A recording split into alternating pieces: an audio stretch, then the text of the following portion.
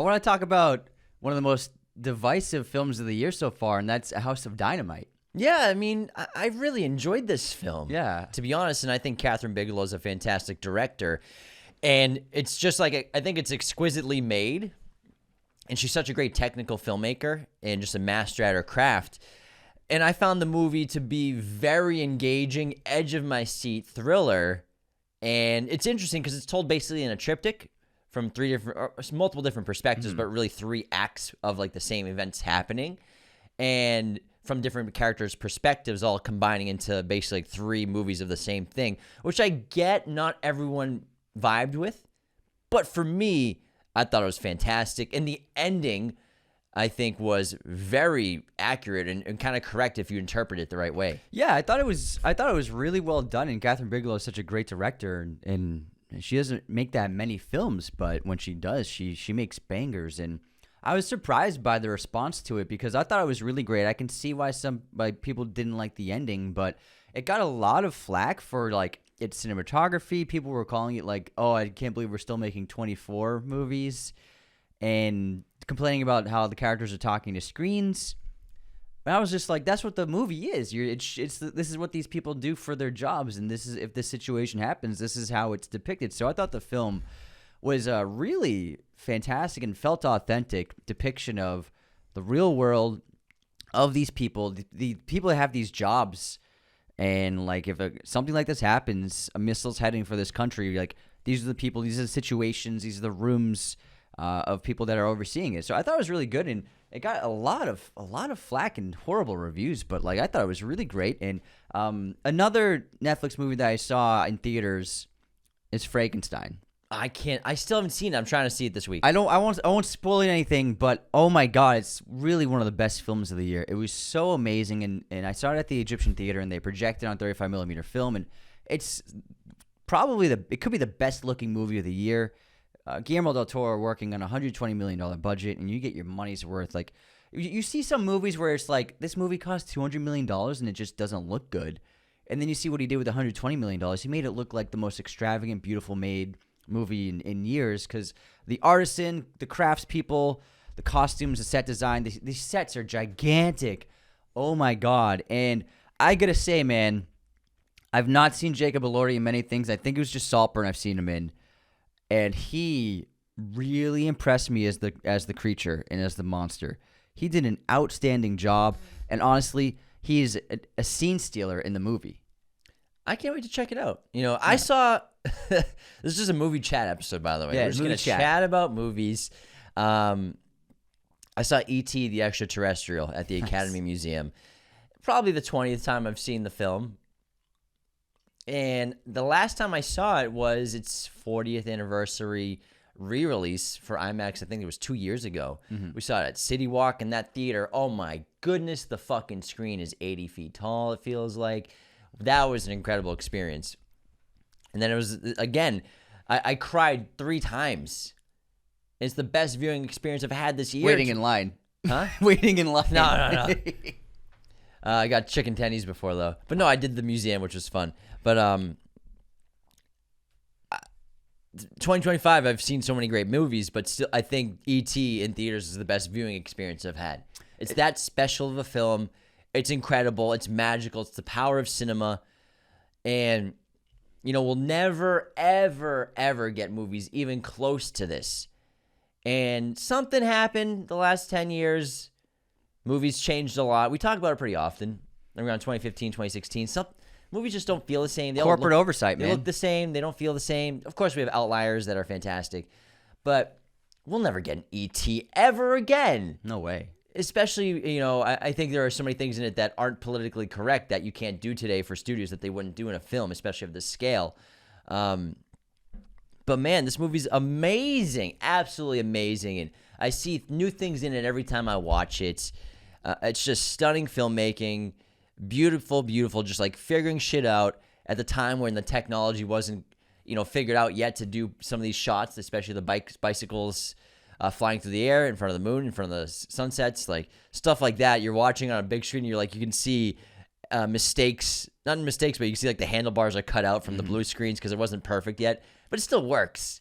And I love the characters so much, and E.T. It's just I love movies that make me feel so much emotion, and I don't get it as much as I used to. Yeah, and that film, you know, if you think about those films of that era, the iconography of them, and just the silhouette on the moon. I mean, when you think about movies and or you go to events and things or whatever, it's still those images are still used to represent great cinema. You know what I mean? Real quick, guys, check out this amazing Predator Badlands poster over my shoulder and a beautiful light box, both provided to us by movieposters.com. This poster looks so great inside this light box because it's double-sided. You combine that with a backlit frame like this, and it looks like a movie theater in your bedroom, in your home. They're incredible. You can get both at movieposters.com. Use our code Raiders10 at checkout today to get 10% off, as well as our affiliate link in the episode description of this podcast.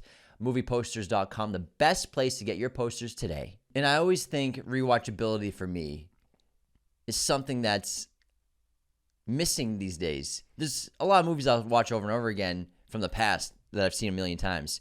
But I think we're getting less rewatchable movies on the average. Less movies that I want to go back and watch later on, like in a year or two from now. Yeah, I agree. I mean, I see there's a lot of great movies every year, but they're not. You're right. A lot of them don't have that like rewatchability of like I'm going to see this every year or every 2 years. I'm going to watch this forever, and I'll get 30 watches out of a movie in my lifetime. Yeah, yeah, but there are movies that I've seen 30 times. But they're not that many that have come out lately that I'll watch 30 times. One of my favorite things that I've been able to do in my life, movie related, is show people Goodfellas for the first time. Nice. And I think I've done it 2 or 3 times. I've shown literally people Goodfellas the first time they've seen it, and I think 2 out of the 3 said it was like immediately in their top 10 favorite movies of all time because it's that good. And then I had another friend recently who, because of her upbringing, was never exposed to rated R films. She wasn't allowed to.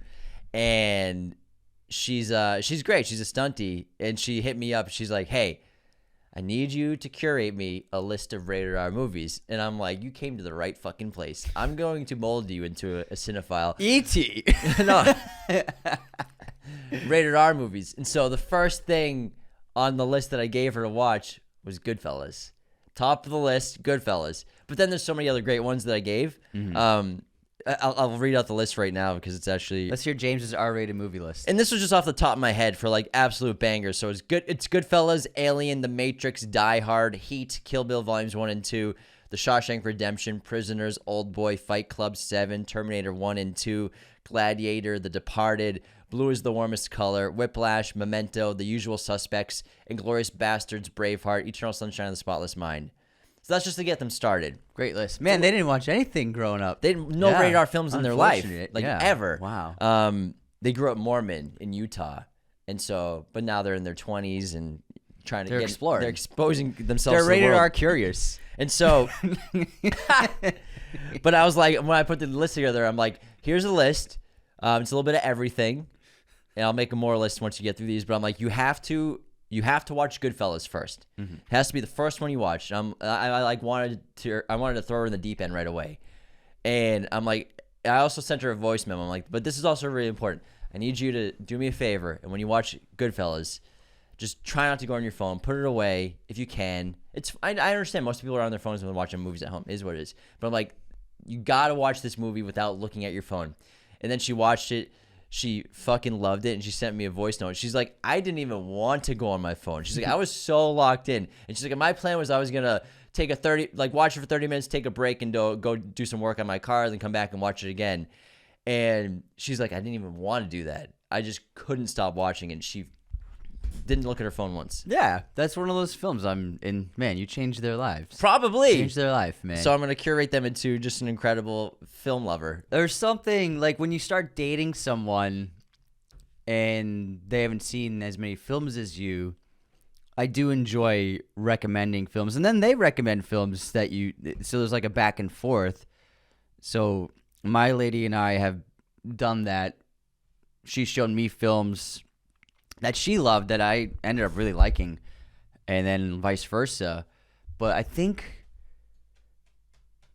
okay, I realized she was a keeper because I was talking about Die Hard and how much I loved it, and then she went to see it in theaters when it was playing. That's awesome. And I was like, okay, you care. That's great. So to be able to do that, I was like, okay, that's one that was like, oh my God, so that's great that you did that. I wonder, have I even seen Die Hard in a theater? I feel like I have on a re-release or something. Or I think I've probably seen Die Hard at like an outdoor cinema. I don't think I've seen it in theaters that I can remember. They should re-release the fuck out of Die Hard at Christmas time this year. They should. Who owns Die Hard? Is that... What studio is that? I That's 20th Century, so it's Disney now. Fuck. Disney owns Die Hard. Fuck. Fuck. Don't do it, guys. Don't do it. Don't remake it. Don't do it For a contemporary audience. They're waiting until Bruce passes, man. I'm telling you. Well, I mean, Bruce doesn't own it. No, I'm just saying, just for like It doesn't stop them ever from remaking for something stuff. like that. Yeah, I don't know. We'll see. But there was another big movie that I had her watch. I was like, if you're gonna be with me, you gotta watch this movie, and that's Finding Nemo? Gladiator. I was like, you gotta watch Gladiator, and I have to know how you think about it. And they watched it, and they absolutely loved it. They were blown away. I was like, okay, this is good. It's important to not. You don't have to date a cinephile, but to at least, I mean, as a movie person, I think it helps to date someone if they're not a cinephile, then at least they can enjoy a movie that you love. Sure. You know what I mean? Because I don't think I could date someone who isn't into movies. There are people that aren't into movies. There's plenty of them. Like, it's just not their thing. They'll see like 2 a year, and they don't really 2 movies a year. Yeah. Where do they live, on the moon? No, I'm saying it's not everyone's thing. Damn. You know what I mean? I mean, some people watch TV. That's they do TV, or there's so much TV, or they're and obsessed there's with so sports. much reality TV to watch as well. Yeah. Not everyone's into movies, so I don't think I could do that. But dating a cinephile is great. So what if obviously you're in a relationship, but let's say you never met your lady, and like the most perfect girl walks into your life, and everything about her is perfect, Anthony, especially to you. You know, but she doesn't like movies. Doesn't like them? Doesn't watch them and doesn't like them and doesn't know anything about film. That's not gonna work. It's not gonna work. It's not gonna work because they at least have to enjoy like watching a movie that you like, and that's the thing is like if they don't watch movies and don't like movies, then it's not gonna work. True, yeah, because it's a big part of your life. Yeah, absolutely. And like I like to watch a lot of movies. If they're just gonna be on their phone while you're watching a movie, yeah, or not even care. An experience. Yeah, because in a relationship you have to share the other's interests. You don't have to. Well, I think but entertain them. You have to entertain them. What do you mean? Their interests. If someone's passionate about something, it's good to Oh, okay. You have to. Yeah, you have to try. Yeah, exactly. Sorry, the way it was worded, I was confused. No, yeah. If someone's crazy about birds and you love them, like, okay, yeah, I'll go bird watching with you. Yeah. That's what I'm saying. It's Yeah. like they share their interests that they're very passionate about. You have to. There's like, and they vice versa for you. That's how you mold in a relationship. Well, I guess it wouldn't be the perfect girl for you then, because they don't know anything about movies. So yeah, it wouldn't be. It just wouldn't work. No way. She likes cats though. Yeah, I mean, yeah, cats are great. How is Juno these days? Oh, Juno's great. Anthony moved out, in case anyone doesn't know. He didn't come home for almost a day, but then I found him in a tree, and I had to climb up the tree to grab him. How high up the tree was he? It was I would say 10 feet high. So you climbed the tree? Did you use a ladder or anything, or you just went up I there? used a chair and then like a foot on a lower branch and climbed up and ripped him off the tree. He was like a koala bear on that thing. He didn't want to come down. I was like, dude, come on. He wanted to come down, but he's so scared. He was like, I don't know how to do it. You know, cats get caught and stuck in trees. Like they're scared, but like they don't want to do anything. Do you have an Apple tag for him? You might want to get an Apple tag. I can't do an Apple tag because he chews on he hates collars so much that he chews on them and he ends up choking himself by tightening it. He pulls on the strap. It's the last 3 collars I've gotten him. I found him like he had chewed on it, pulled it, and it's like choking him. So he can't do collars. He hates them. There's got to be a special kind of collar you can get him. I don't know. It has to be a collar that can't be like resized. What do you think Juno's favorite movie would be if he was a human? Taxi Driver. What? Taxi Driver. No, it's his favorite movie would It'd be a Woody Allen movie. No, it would be Beau is Afraid. Yeah. She knows my cat's scared of everything. Beau is Afraid. So he is Beau. Something like that, or something incredibly neurotic. Yeah. Beau is Afraid is his perfect movie. You know, the more I think about Beau is Afraid, and especially Eddington, I still think Eddington of this year is one of the best films. Mm-hmm. You know, it's one of the only films since the lockdown era, COVID era, that's really, really acknowledged everything that was going on, which is so interesting because it's all anyone would talk about for 3 years, everything that was happening in that time. But it's never really ever brought up in movies. Like, you see glimpses of, like, maybe a protest or a riot in a film, and, yeah, there are some stuff, some masks here and there. But to really acknowledge that era and to really acknowledge everything that was going on, it's 5 years removed. Still, he's really the only one that's really done it. He's done it the best. There were COVID films made. Yeah, but I'm talking about like everything that was happening at the time. Yeah. Everything around the world, everything around the culture, and really show it. All the films that were made about COVID were generally like Shoot Shell, Agent 4 was in one, Anne Hathaway. It was really about like, you know, being stuck in home and like not being able to do anything. Yeah. It wasn't deeper. It wasn't very deep. I'm talking about like literally what was happening out on the streets. Yeah, I think that movie's brilliant, and I think that it's gonna be. I think it might be Ari's best film. I gotta give it another watch. It's a movie that that I think is rewatchable. See, that's a rewatchable movie. I think that's a rewatchable movie, and I think it deserves a rewatch. Yeah, it's an entertaining film and it's a really interesting film. Is that streaming somewhere? I think you can rent it, but I'm not sure if it might be on Max or something, HBO Max or something. Let's see where Eddington is streaming, because I kind of want to watch that soon. Yeah, you can rent it. It's not for free anywhere. It's not freebies. Yeah, it's not freebies. So I attended a film festival. It was my first ever full attendance of an entire film festival. I did the AFI Fest in LA, and it was 5 days, and it was really great. I saw 11 films, and a lot of the actors and directors did Q&As after.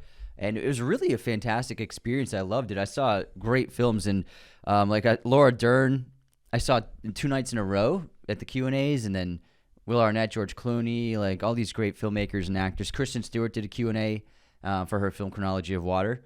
If anyone's never been to a film festival, I highly recommend doing it. It was just great to be in the atmosphere of film lovers and cinema lovers, and like everybody there was just like really into movies, and you know they shelled out a lot of money just to watch a bunch of movies.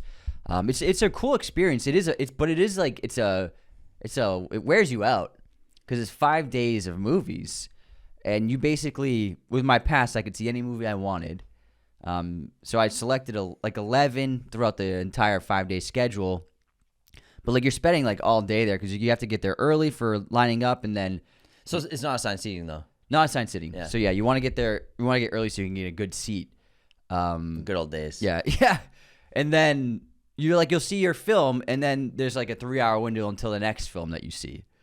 So you just but they had like mingling areas, and they had like a cafe lounge area where you could chill and do stuff and like chat.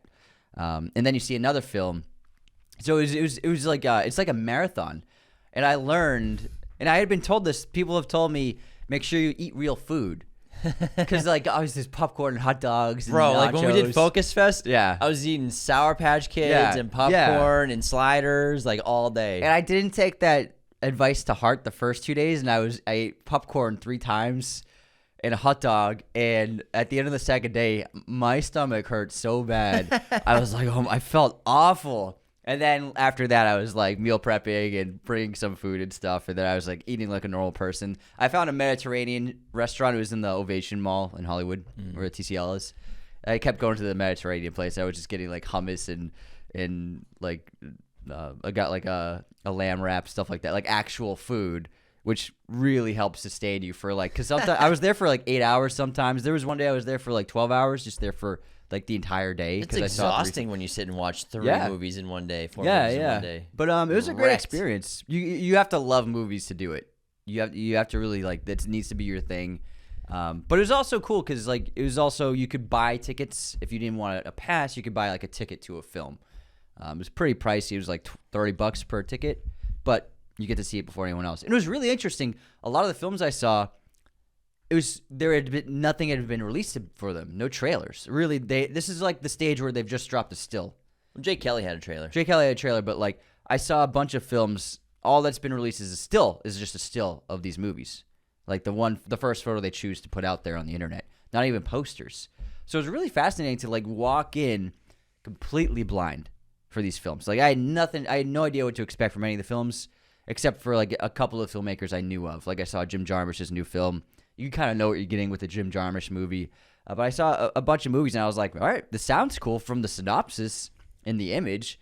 Let's see. Let's give it a watch. So it's a really interesting experience. Do you have access to any merch while you're there? You can pay for it. You know, yeah. No, like access to merch. Yeah. They have merch, but I didn't like their logo design. It was a very busy logo. No, I didn't know if like each studio would have like a no. It was only the Fest. Gotcha. Yeah, only the Fest. Only AFI. Yeah, AFI. That's pretty cool. Yeah. I think it'd be fun if we went to South by in March. It's about our birthday time. I think it'd be really easy for us to get press passes, to get access, and probably get free passes for the week. I think it'd be a blast to go and watch a bunch of cool movies there. Oh yeah, man.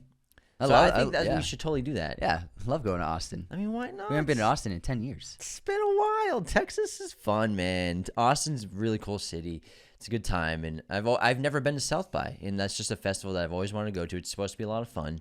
It's supposed to be one of the best to just go to and attend because it's such a great city. There's so much to do, tons of live music, and it's not just movies. All kinds of arts and artists are there doing stuff. So there's just so much to do and entertain yourself with while you're at South by. Now that I've done it, I want to do more festivals. So absolutely. Well, here's the thing, man. Don't like go and pay money. Use our brand to get us passes. I DM them. No, you don't DM them. You message their press people. Well, I did email them. When did you email them? The first day. The first day of the festival? Yeah. No, you got to email them advance. No, yeah, I know, but they didn't even reply to my email. Yeah, because the festival's going. I know. I know. I don't think they would have. I know someone 100%. I know someone who's big who tried to get AFI, and they didn't even reply to him. I know plenty of people. Well, maybe AFI is a little more stingy. Yeah. But that's what we should. I think it's just the future. It's like, hey, can we get access? Yeah, absolutely. Yeah. Because there's no reason why we shouldn't be able to. Well, I emailed South by London, and they didn't even reply. I emailed them and DM'd them when I went to England. Maybe they'll get back to you. Nothing. Well, the festival for them isn't for a couple months, right? No, they have the South by London. No, I know, in the spring. No, but I emailed them before I went to London. I was asking about when the dates were for the festival. I don't know. It's like June. Yeah. May or June. I'm not sure because I know South by Sydney, Australia, is I think at the end of the year, and then South by Austin, Texas, is March. So it's like there's 3 or 4 throughout. They're doing more. They're building more South bys. Big brand, why not? But yeah, they didn't get back to me, so I was like, it was worth a shot. It would have been cool. I was like, I'm gonna be here. Here's my following. I'd love to attend, and then nothing. Sorry, pal.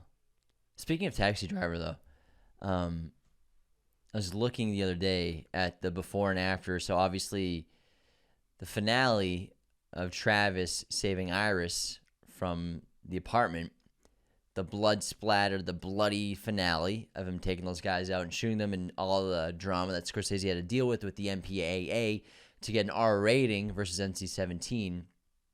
Was it NC-17 or was it just X back then? It was NC-17, I think. NC-17 back then. And it's just so sad how much he had to desaturate so much of the color from the imagery. It's almost like it's barely color. It's like borderline black and white with just like it's slight saturation. The blood almost looks pink. Yeah, like faded red, faded pink.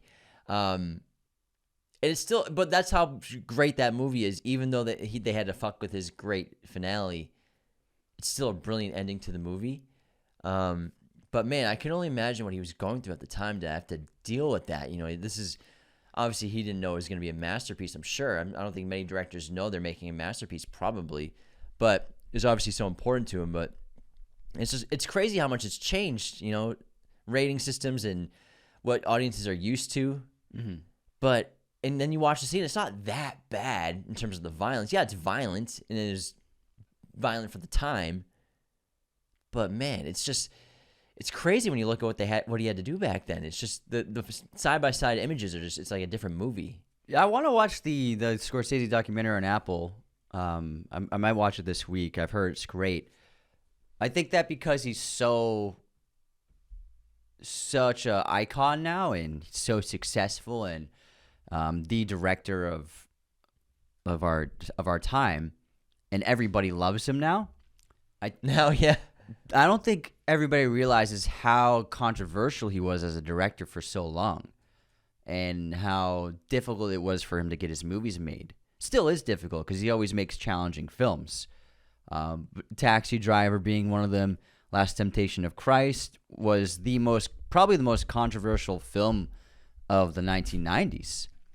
Or was Absolutely. Was it the 80s or 90s? I think it was 87, something like that. Whenever it came out, that it was extremely controversial. He always had to fight tooth and nail, but now it's like everybody respects him. But in his early days, it wasn't easy for him, and the public and a lot of Hollywood was against what he was doing and what he was trying to do and the kinds of movies he was making. He was really trying to push the envelope, and he was doing things that like weren't expected, like even making Raging Bull. You're making a movie about a person who's not a heroic figure and a person who's an abuser. And you're making a movie about him. So he's always chosen difficult subject matter and challenging subject matter as a filmmaker, and he had always faced controversy. Now, when a Scorsese movie gets greenlit, we celebrate, like, hey, he's making another one. But back in the day, it was like, how dare he make this movie, and what is this movie? He's like, this isn't a movie. Like, he was facing so much scrutiny for a lot of his career we don't even realize. And I think it's something to do with his career, which I love so much. And it's not quite the anti-hero, the loner cinema, the dark protagonist, morally flawed protagonist who he follows in so many of his films. King of Comedy, Goodfellas, Taxi Driver.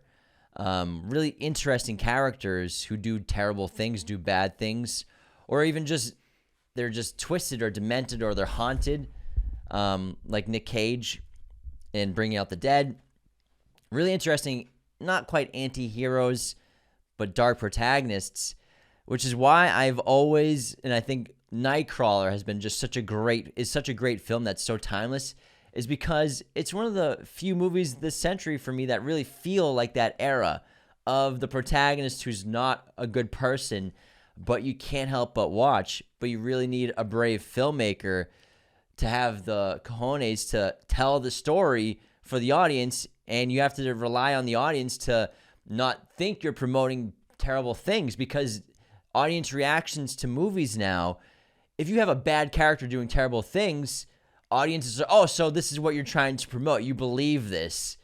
You believe your character in doing this these days. It's such a weird thing that audiences are reacting to films now, especially with social media, where if you have a character that does something or says something, for a lot of people, they're interpreting that as, that's the director's beliefs, versus, no, that's the character. That's what the character believes. That's what the character does. It's not what I believe. It's just a fucking character. It's a real-life, authentic person that we're trying to make. And that's, some people are bad. Some people are evil. But it's so odd that that's part of today's culture. And I think that scares studios, scares screenwriters and filmmakers from making incredibly authentic, unique characters that are morally gray, like we used to get so often in the past. Well, what's different about Lou Bloom and Nightcrawler, which relates to the Scorsese De Niro characters, is we're in this era where if your character does bad things, we need to like get behind them. They need to have a past that puts them up as like, oh, they should, they should be doing this, or like they're in a way they've been formed by something tragic or abusive in the past, and so it's like, yeah, I can get behind what they're doing, and there's too much empathizing going on. Whereas with Lou Bloom, you don't know anything about his past, and like you don't want to empathize with him. That's what makes him so interesting. And Travis Bickle, we don't know much about his past. We know he went to the war, but that's kind of it. Like if Taxi Driver, if that kind of movie was made today, a Taxi Driver-esque movie, it would have a backstory of like how he was like something horrible happened to him, or he's like fighting back against something.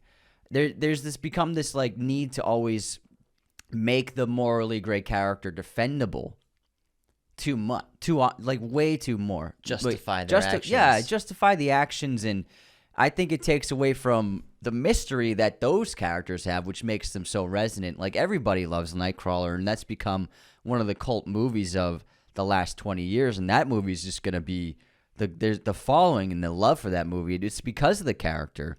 No, but I'm with you too, man. It's like we were talking about in our movie news episode about Now You See Me, Now You Don't 3. Now You See Me 3, Now You Don't, as you Now said. You See Me 3. Heist movies, like even heist movies now, it's about doing something helpful to the world. And you're stealing from a bad rich person or an evil rich person or corrupt people. And, man, I just miss like a heist movie where you're just stealing because you're a thief. The Ocean's movies, man. Of course, you know, the third one we're out for revenge. The second one we're saving our skins. But the first one, they're just thieves that want some money. They're not giving the money back. They want to get rich. Yeah. They want to spend it. They just want to steal because that's what they do. And I love villains that are just bad. They're fun characters. We have a good time with them. They're so unique and interesting and charismatic. And they all have their own idiosyncrasies. But man, like that's just such a great movie because it's just guys who are a heist. They're just stealing, and it's fun because we get to put ourselves in the shoes of like, what's that life like? Place Beyond the Pines, another great, interesting heist movie. He's stealing money to support his family that he wants to try to help be a part of, but it's entertaining to watch a character who's just stealing out of not necessarily necessity because he could get a regular job. He doesn't probably have many options because of his past, but still, there's nothing wrong. He could get a job doing a lot of things, but it's just exciting to watch someone steal or commit a crime that you would never commit. Yeah, and I think we're getting back to that with films like Crime 101 coming out and the Thomas Crown Affair Michael B. Jordan's making. I'm sure those are going to be like, you know, I'm a criminal. Yeah, I think there'll be a bit of both. I don't know. I think that Hemsworth's character in Crime 101 really is just, you know, a thief in it. I hope so. Trying to just, because it's like one last job. This is my way out. And also we got Heat 2 coming out. Yeah. And you know Michael Mann's not going to do any of that stuff. Yeah, but I don't know what Heat 2 is about. Is it about a heist? I'm sure there's going to be some action in it. Yeah, I sure. know there'll be action, but is there going to be a heist? I don't know. I bet that. I mean, I'm sure that there will be a heist to open the young characters, and then there might be a big heist afterwards, or if not a heist, but action scenes. But we're not. I think that you know what Michael Mann did with Heat, and it's a very similar thing. These criminals, these robbers, they just want money. They're in it. They're in it for the money. They're not in it to like get back at someone or to give the money to someone or to take someone down. They're in it for the money. That's what they're there for. Or as Tom Sizemore's character, the action is the juice. He's in it for the action. That's what I like to see in my criminals in movies. You know what I mean? Yeah. I don't always, and it's funny. It can work, but I don't always want my criminals to be justified and to be morally high and defendable. Sometimes, you know what? I want them to be a criminal, and you know what? That's fun. You know, it just works. David Leitch has a heist movie coming out soon too, starring Nicholas Hoult, How to Rob a Bank. That one we don't know much about, since we're staying on heist movies. We know that Nick bleached his hair blonde. But all we know is it's about bank robbers who post their heists on social media, causing police to chase after them. So I like that, where it's probably just going to be thieves. You know, let's just steal some money because we need some money. I like that, man. Yeah. I miss it. And I just watched Gus Van Sant's new film. It's called Dead Man's Wire with Bill Skarsgård and Dacre Montgomery. Based on a true story, this guy was screwed over by a loan company. He was trying to build a shopping mall on a plot of land he bought, and the loan company basically squeezed him for all his money and never helped put the project together, which was part of never put the project together, which was part of their contract. And so he went to the loan bank and took the president hostage. President of the bank hostage, walked him through downtown and into his apartment and held him hostage there for days. And all he wanted was he wanted a public apology from the owner of the loan company. And it's really good. It's a great little crime film, and I think it was so well done. And Gus Van Sant's a great director. It was awesome seeing him. And then Bill Skarsgård, he's done so many roles that are really big, and he's done a lot of work with prosthetics and heavy makeup. It was really cool to see him do a role like this, where it's way more minimal than what he's done in recent past. He did a great job. I really loved it, and it's a crazy, like, stranger than fiction story. And then they showed it during the credits, the footage because newscasters were capturing footage of it happening. Like, it was literally like 20 cops were following them down the blocks of downtown. Because what he did was, this guy, he took a shotgun and rigged it and tied it with a wire around the guy's neck, and then he tied a wire around the trigger and tied it to himself, so that if he was pulled and if any distance was taken away from them, it would pull the trigger and blow the guy's head off. So there was a way for him to be like, even if the cops shoot me, this guy's dead because I'll fall and it'll cause the trigger to be pulled and blow this guy's brains into the air. That's clever. So it was a great setup to be like, there's no way anyone's going to try to arrest me. No one's going to try to shoot me, because I have this rig that if I pull back, if my body moves back 2 inches, this trigger's getting pulled. And it's literally strapped to the back of this guy's head. So it was an ingenious way to, like, hold someone hostage in public. And it's really funny. Like, he's literally walking him down through downtown blocks, and cops are surrounding them, just following them cautiously. And it's a crazy story. And then the footage they showed was really cool. It all really happened. They did it was a very accurate depiction of everything. I gotta look this up. So Tony Christus. Yeah, Tony Christus was the guy's name. Yeah. What city was this in? It was somewhere in Chicago, I think. Holy crap! If I remember correctly. That's crazy. Or like Arkansas or something like that. Did they show video footage in the movie? They showed. So what's interesting is they actually. So at the end, during the credits, they showed all the film newsreel footage of everything that was captured in the real moments. But so where they filmed this in a different city. I think they filmed this somewhere in Arkansas, to double as the real city, and it happened to snow a week before their production started, and it was so cold that the snow froze, and it worked perfectly because the original footage, it had snowed in the city, so all the footage of the real footage had snow in the city streets and sidewalks and stuff, and so they were able to match it to the original footage, so they were able to put edit in actual bits from the original archive footage into the new film and mesh it together pretty seamlessly. I didn't even notice. Because they shot I don't know if they shot on film, but they definitely color graded it to look like film. And so they were able to, like, splice together new footage and old footage, which is really cool. That's pretty crazy. They look nothing like the two guys that. Yeah, the real guys are like these 40s, 50-year-old old dudes who just, like, look like guys, and then they got Dacker and Skarsgård to play them. You know what's? There's something about Hollywood that.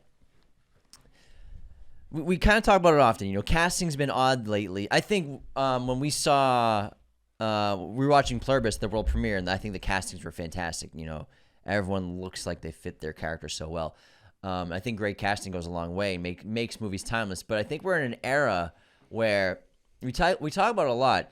There are so many castings where it's just based off, you know, yeah, we have hype and fame, but aesthetics and looks are more important than ever.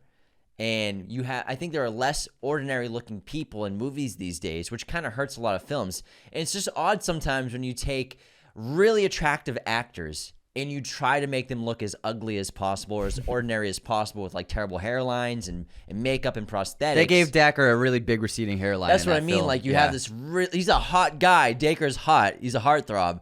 and then you do your best to just make him look as ordinary and normal as possible.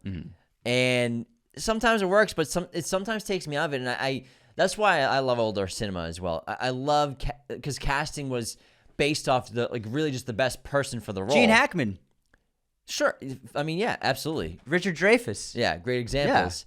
And so I think Hollywood's obsessed with getting the hottest, most talented people possible and then making them look as ordinary as possible versus casting people who have just as much talent, who look ordinary, who look like everyday people for their movies. And it seems like studios are less interested in casting. Of course, there are outrageously talented, ordinary-looking people who are less traditionally attractive on screen that still get cast in a lot of stuff, but it seems like more often than not, it's just someone that's super hot that they try to look less hot. Where's the new Paul Giamatti? Exactly, yeah. Where's the new Paul Giamattis? It's a good point. But Gus Van Sant did a great job. It's a crazy story about that film. The producer of the film, because they did a little Q&A, he and the producer, he had lost 2 directors during pre-production who both walked out of production. Really? And they were 2 weeks to go. Oh, no, they were like 2 months to go, and they needed a director. And he happened to run into Gus Van Sant at Soho House and was like, I got a movie that's perfect for you. And Gus Van Sant read it. It was like, yeah, I'll do it. So he saved the film. But also they had lost the actors as well. So they got all the actors within 2 weeks of filming. Wow. And who's available? It all worked out. And Coleman Domingo's in the film, and they got Coleman Domingo like not even a week before production started. So the producer, he had worked with Domingo in the past, and they were doing a lunch, and Coleman was super busy, and they were just catching up. And Coleman Domingo was like, "What do you got going on?" He's like, "Oh, I'm about to go into this film. We're about to shoot, but we're looking to get one role cast. We don't really know how we're gonna cast it." And Domingo's like, "Tell me about the role." And he told him he plays a disc jockey in the city who actually was the guy, the criminal liked to call in, and he would talk to, rather than a hostage negotiator, he would talk to the DJ on the radio. He was the only person he would talk to, so he had to keep calling. The DJ was like forced to basically communicate with this guy. So he played that role, and Coleman's like, "Okay, send it to my people." And the producer called his agents, and his agents were like, "He's busy. He doesn't have time for this. He's got, Fashion Week. He's a brand ambassador of like this big brand. He's got 2 movies coming up. There's no way it's gonna work." And so he called me. He's like, "Yeah, it's not gonna happen." They're like, they said you're too booked. And Coleman goes, "Don't listen to them. I'll do it." And then he did it. They had to shoot him in 2 days, but he got all his stuff done in 2 days and was able to fit it in his schedule. I mean, why wouldn't you want to work with Gus Van Sant? I think the agents were like, it's an unappealing project for us Probably. as agents representing you. Yeah. But Coleman was like, I want to do this. It's probably low paying. Yeah, low paying, and it's just like, it's not going to be a box office hit, which is what they're obsessed with. So they were like, yeah, Coleman's not available for this, even though your client expressed that they want to do this. And Gus Van Sant is one of the best filmmakers alive. That's why he wanted to do it. He wanted to work with him. Fantastic. That's crazy to not want to work with Gus Van Sant for, I guess, the agent's perspective. It's Gus Van Sant. Yeah. Guy's amazing. Amazing he filmmaker. He told a crazy story about Jerry. So Jerry, if you don't know, is Casey Affleck and Matt Damon, a film they made after Good Will Hunting with Gus Van Sant. They're 2 friends who wander into the desert on a hike, but they end up getting lost, and they're like, how the fuck do we get out of the desert? Really good, mostly improvised. And amazing film. Yeah.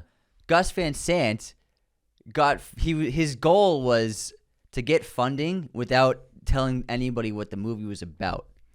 So and this producer was involved in that. And so he hit up, he told his producer friends and financier friends who he had collaborated with, he's like, I want to make this movie. I don't want to tell you what it's about, but I need money for it. It's got Casey Affleck and Matt Damon. And the producers and financiers were like, what's the movie? $3.5 million budget. Yeah. He's like, I'm not telling you what it is. And eventually everybody said no. So then he was like, okay, I'll give you a log line. It's about 2 guys who get lost in the desert. It's Matt Damon and Casey Affleck. And then eventually a few financiers put their resources together and funded it. But he was like, I don't want to tell anyone what this movie's about. And he got the funding. He got the money. It didn't make much. It made $250,000, 3.5 million, $250,000. It's a good movie though. Yeah. It's shot really well. Super low budget, obviously filmmaking. The credits. Last time I saw, I remember realizing how short the credits were. Hardly any crew on that movie. Mm-hmm. There's like 15 people who worked on that movie. It was such a fast credit sequence. But man, it's a good film. You know, it's about these two friends. Again, they said they're on a hike, and after a while, they realize they're lost, and they are fucked. They're in the middle of nowhere. They have no water, really. They had a little bit when they went. That's it.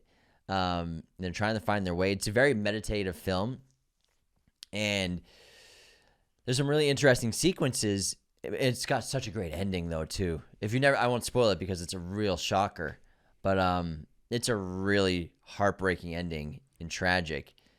Casey and Matt are fantastic together in it. Yeah. Gus, he slowed down in recent years. This was his first film in 8 years. It's been a while, yeah. But he was, like, when we were teenagers, he was putting them out. He did Last Days. He did Paranoid Park. He did Elephant, which is really one of his best pieces. And then Milk in 2008. So he was on fire in the 2000s. Last thing he did is Don't Worry, He Won't Get Far. Yeah. He won't get far on foot. So, with Joaquin and Jonah Hill. So he has slowed down. But, man, I think he's always been one of the most interesting directors. And starting out with the big breakout, My Own Private Idaho, is such a great film.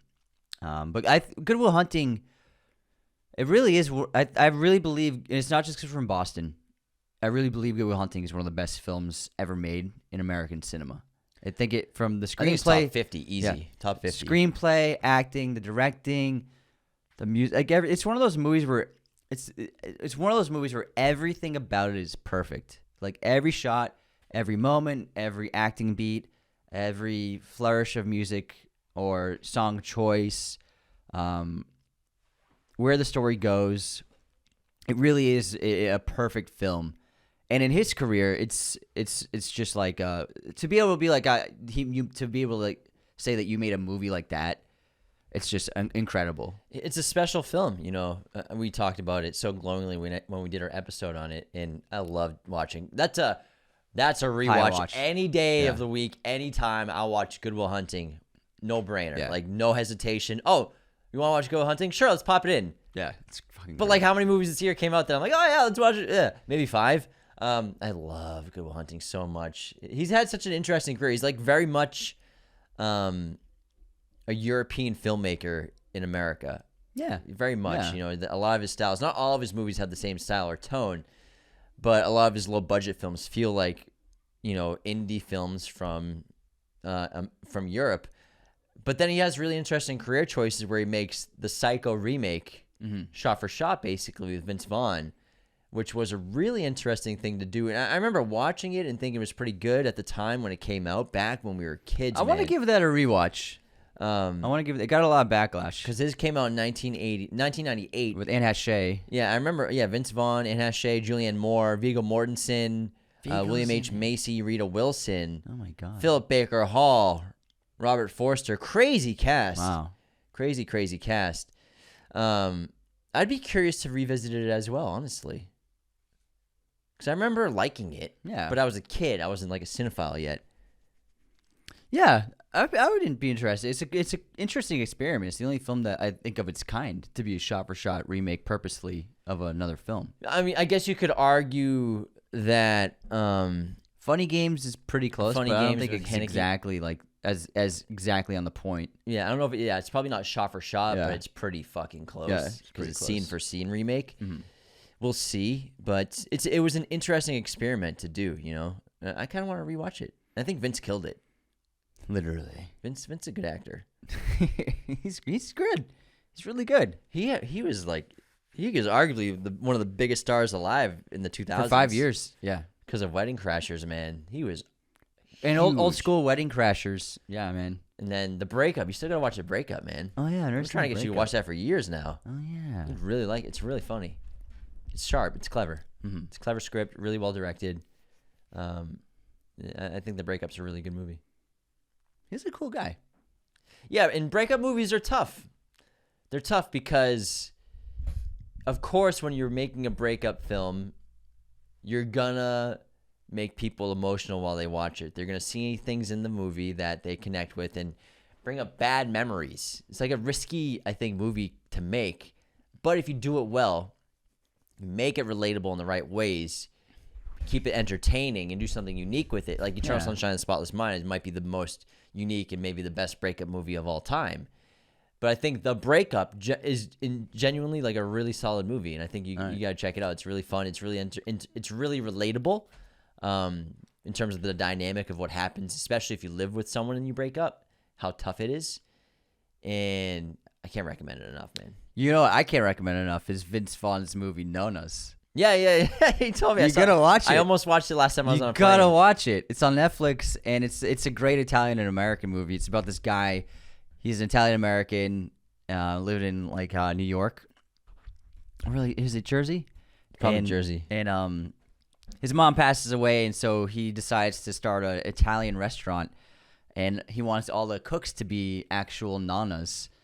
And he assembles this great like ragtag team of iconic actresses, Susan Sarandon, and then Lorraine Bracco, and who else is there? Talia Shire. Susan Sarandon, you already said. And Linda Cardellini. Yeah. And it's great. It's really good. It's super charming. The food's great. It's a really good family movie. Really, really great. I adored it. I watched it on a plane.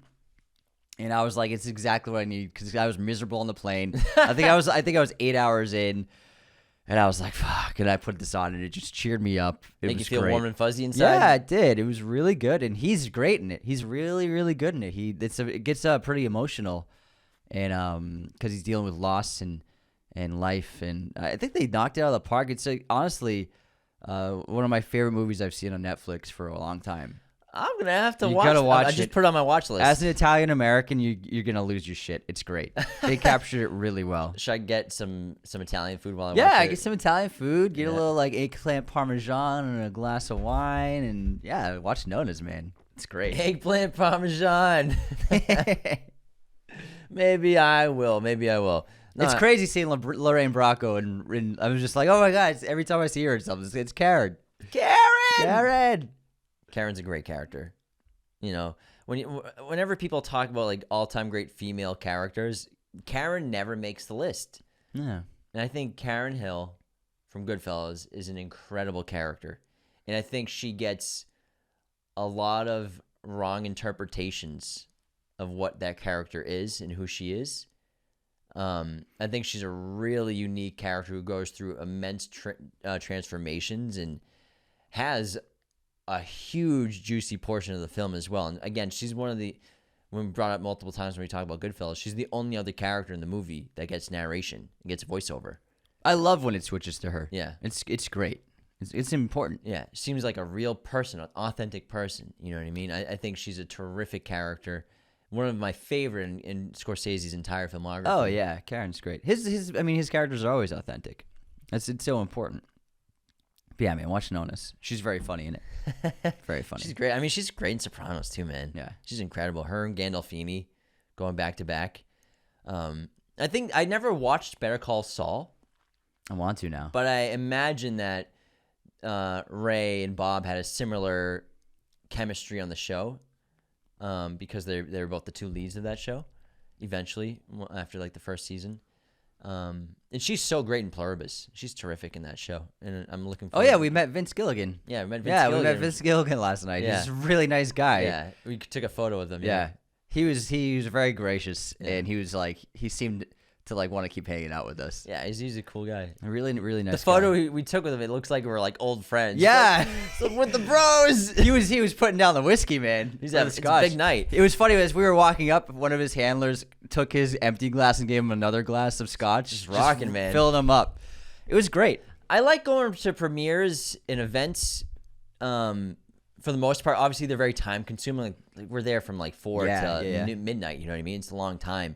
So they're big time constraints, especially with us when we have so many hours in the week to do things. But I like going to premieres because I went back-to-back nights. I did Train Dreams, Netflix at the Egyptian. Then we did Pluribus, Red Carpet at the DGA, Directors Guild of America in L.A. And because it's really special for a lot of people at a premiere, especially these two screenings were big cast and crew events as well. It's some of the biggest moments of these people's lives, like all of this work, not even just the showrunners and creators and actors, like the leads, because obviously they put so much work in, but some people at all these events, it's the biggest project they've ever been involved in. It's like one of the biggest nights of their lives, whether they're like a sound designer or an actor that's in one episode or just in one scene. You know, it's really cool, and the atmosphere is really special. And I always like the vibe of those kinds of premieres, smaller premieres versus like TCL are fun, but we go to premieres and like half the crowd or a lot of the people there are creators or content creators or social media influencers or celebrities or something Even like that. people who buy tickets. Yeah. And then, local fans. Yeah. But these ones, these more private ones, you get to really feel the atmosphere of like the production company logos come up for like some random production company. That's us, woo! Yeah, so it's really Sound really mixer cool. in the credits. Woo! Yeah, I love doing it because it's for some people, it's one of the biggest nights of their lives, the biggest nights of the year. Yeah, so ironically, I saw Train Dreams in that theater At the 2 DGA? weeks ago. Yeah, I played at the DGA.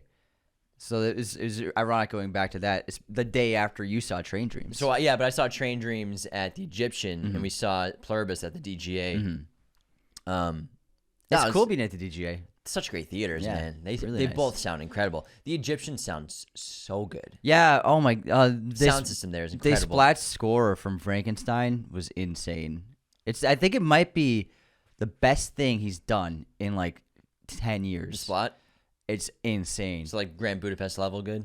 It's better. Wow. Yeah, he went really gothic and really cool stuff that he's never done before. It kind of some similar tones to the Deathly Hallows films he did.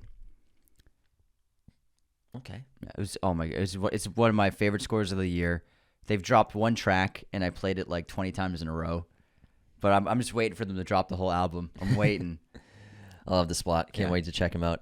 Check out Frankenstein finally. And Wallfish I've been listening to the Woman in Cabin 10. just listening to it. Yeah, Wallfish did it. It's great. It's You're gonna really watch the movie? good. I don't know if I'm gonna watch the movie. Did he do the It prequel series? Yes, they just dropped it. Cool. It's really good. I listened to it the other day. Yeah, it's funny how I do it too. I'll listen to movie scores or shows scores of stuff I haven't seen. Yeah. Just because the composer's fantastic. Yeah. So they're doing the It Welcome to Derry scores in multiple volume albums. So they dropped volume 1, which I think is the first 2 episodes. So they'll do like probably 3 or 4 volumes of his music for that. It was cool to meet the composer from Pluribus, Dave Porter, who did Breaking Bad as well and Better Call Saul. Because the Breaking Bad theme is so iconic to television. So that was a lot of fun to chat with him. Yeah, he did something very different with Pluribus too. Very different from what he's ever done. It's crazy. Yeah, Vince has been working with like the same team for like 20 years. He's got that team in It's Albuquerque, wild. man. He just loves shooting down there. It's fucking great. It's great. All right, let's wrap up this movie chat. That was a lot of fun. We haven't done a chat in a long time. Stay tuned for upcoming episodes. We don't know when things are going to post, specifically our Dan Trachtenberg podcast episode that might have already posted, might post in a couple days or so. We just have to wait on the brand and approval of when we can drop that, but can't wait for you all to tune into that. Predator Badlands, obviously we're going to do an episode on that if we haven't already. It'll probably be on Tuesday, November something, whatever that date is. What's Tuesday? That is going to be the 11th. Yeah. Tuesday the 11th will Veterans Day. Probably be our Predator Badlands episode. But in the meantime, do all the things that help our show, guys. Patreon.com/Raiders of Lost Podcast. Subscribe on YouTube. Follow us on Instagram, TikTok, Twitter. Leave those 5-star ratings and reviews on Spotify and Apple. And take care. See you next time.